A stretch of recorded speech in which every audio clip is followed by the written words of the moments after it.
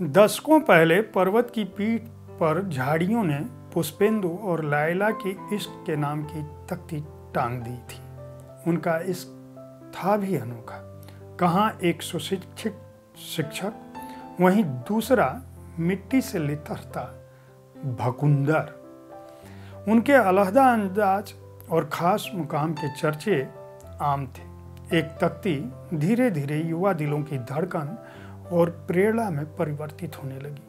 उस मार्ग से गुजरने वाले जोड़े दिल थाम कर देखते और आह भरते। वहीं ज्वलनशील प्राणी पास नहीं फटकते, बस दूर से रश्क की जगह जलते भूनते रहते। एक दिन डॉक्टर केदार उधर से निकले, उनके कदम वहीं ठिठक गए। आप देख रहे हैं साहित्य तक। मैं हूं जयप्रकाश पांडे। बुक कैफे के एक दिन एक किताब में आज मैं सियोल से सरजू, ये सुनीता का कथा संकलन है। सुनीता जो अपने को डॉक्टर सुनीता लिखती हैं, उनका जन्म चंदौली जिले के एक जंगल से भरे परिक्षेत्र में हुआ। गंवई दुनिया में हिंदी विपन्न सी है, ऐसा डॉक्टर सुनीता का मानना है। उनका कहना है कि यह इलाका जो है वो भोजपुरी से समृद्ध है। सघन जंगल में वो समय सुनीता ब्लॉग के माध्यम से साहित्य की दुनिया में दस्तक देती हैं। काशी हिंदू विश्वविद्यालय से उन्होंने नेट और पीएचडी की डिग्री ली है।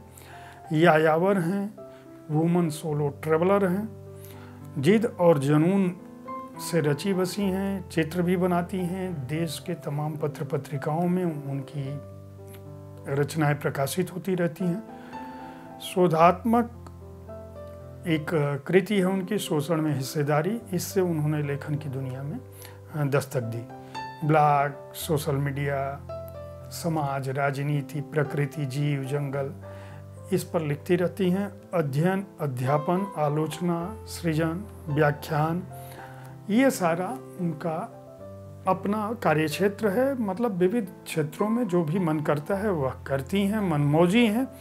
और मनमौजी होने के साथ साथ जो रचनाएं लिखती हैं उनमें उन्होंने इस पुस्तक को, इस कहानी संकलन में सियोल से सरजू में उन्होंने अपनी कुछ बेहतरीन कहानियों को संकलित किया है। इस कहानी में उन्होंने आत्मरंग भी अपना लिखा है। उनका कहना है कि मैं लीप शैली की कहानियाँ लिखती हूँ, यानी रिपोर्टाज की शक्ल में मैं कहानियाँ लिखना चाहती हूँ जिनकी आत्मा जो है वो कहानी जैसी हो, लेकिन ढांचा नाटक जैसा लगे। यानी आपके सामने दृश्य बिंब उपस्थित हो, उसके साथ साथ आपके सामने अपने समय का, स्थान का, परिवेश का, लोगों का सब कुछ ऐसा दिखे जैसे आपके सामने घटित हो रहा है। यानी दृश्यमय जगत को वह अपने लेखन में उतारना चाहती हैं। उन्होंने कहानी पर एक लंबा चौड़ा भूमिका लिखी है। कहानियों के स्वरूप पर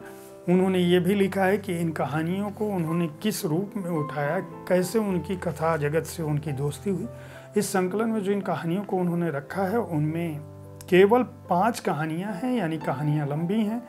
लायला, लैंडिंग लाइफ, रैंडम इश्क, सियोल से सरयू, रेत में रूह, द्वारे द्वारे दर्द, ये 5 कहानियों का ये संकलन है।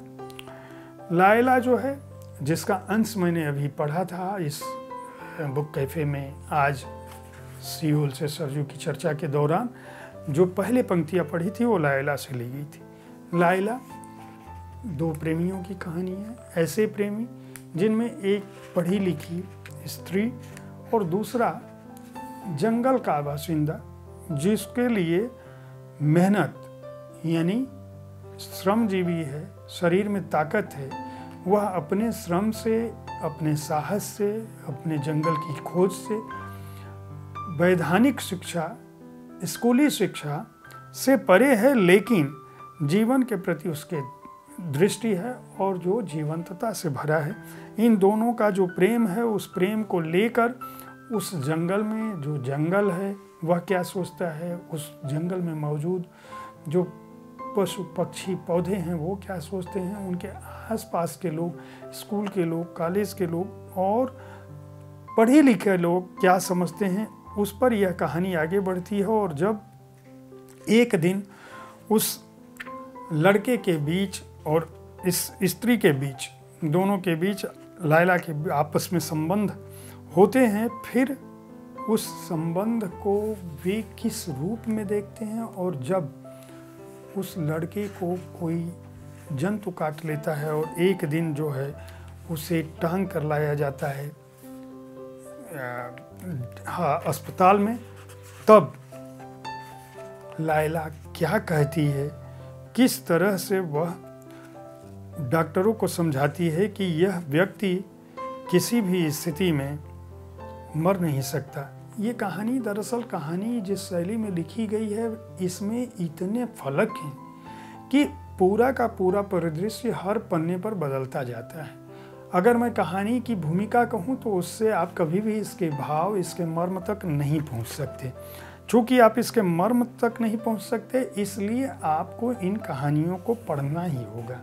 जैसे सियोल से सरजू की जो कहानी है वो 4B को अपनाकर फोरनोस संगठन में शामिल होने जा रही ऐसी स्त्रियों की कहानी है जो यह मानती हैं कि जीवन में, मतलब ये आधुनिक स्त्रियों की कहानी है जो विदेशों में नौकरी करती हैं, कामकाजी हैं, और जिनके लिए ये है कि ज़िंदगी में आधुनिकता और पुरुष की छाया का कोई अर्थ नहीं है। अगर अर्थ है भी तो वह केवल इतना, जैसे किसी चीज़ को खाना पीना, मस्ती करना, कॉफ़ी चॉकलेट खाना या सिगरेट पीना, शराब पीना। ये लड़कियां शादी को नहीं अपनाना चाहती। यहाँ तक कि इसमें कुछ लड़कियां ऐसी भी हैं जो सेक्स से भी तौबा करती हैं, यानी उन्हें ना तो शादी चाहिए ना तो उन्हें सेक्स चाहिए।